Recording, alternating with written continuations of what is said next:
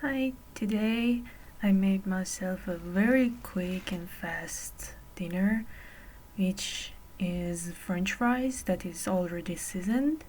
So I just air fried it, and after like 20 minutes, it got cooked.